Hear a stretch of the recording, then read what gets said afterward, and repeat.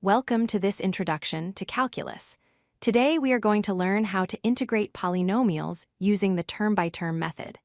This is a fundamental skill that forms the backbone of solving more complex integral problems. Before we calculate, let's understand the concept. Integration is essentially the reverse process of differentiation. While a derivative tells you the slope of a curve at any point, an integral helps you find the area under that curve. You will often hear this referred to as finding the antiderivative. We use the elongated S symbol to represent this operation. The most important tool you will need is the power rule.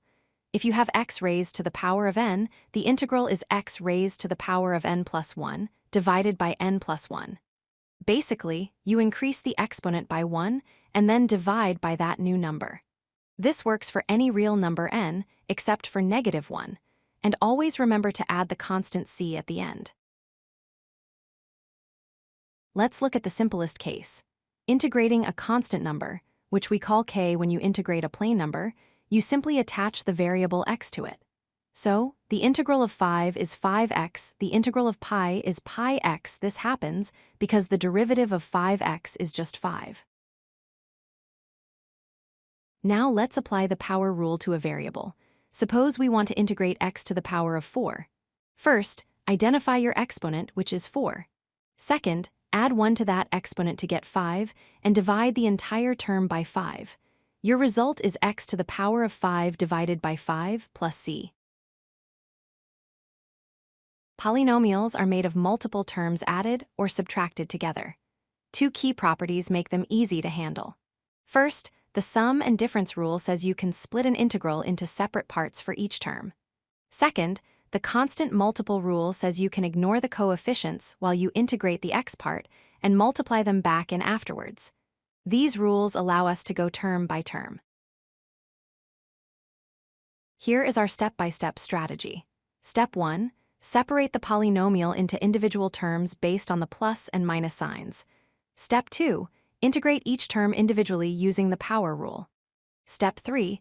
Combine all your results into one expression and add the constant c at the very end. Let's try a full example together. We need to integrate 6x squared minus 4x plus 3. We treat this as 3 separate problems. For 6x squared, we keep the 6, raise x squared to x cubed, and divide by 3. This simplifies to 2x cubed. We do the same for -4x to get -2x squared. Finally, the constant 3 becomes 3x.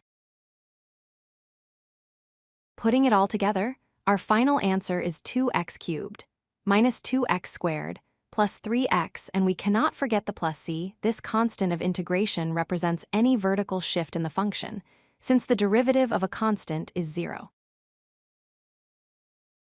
To wrap up, remember that integration reverses differentiation. Use the power rule for every x term by adding 1 to the exponent and dividing by the new exponent. Turn constants into linear terms and never forget to add the constant c to your final answer. With practice, you will be able to do this mentally in seconds. If you like this video, hit that like button and don't forget to subscribe.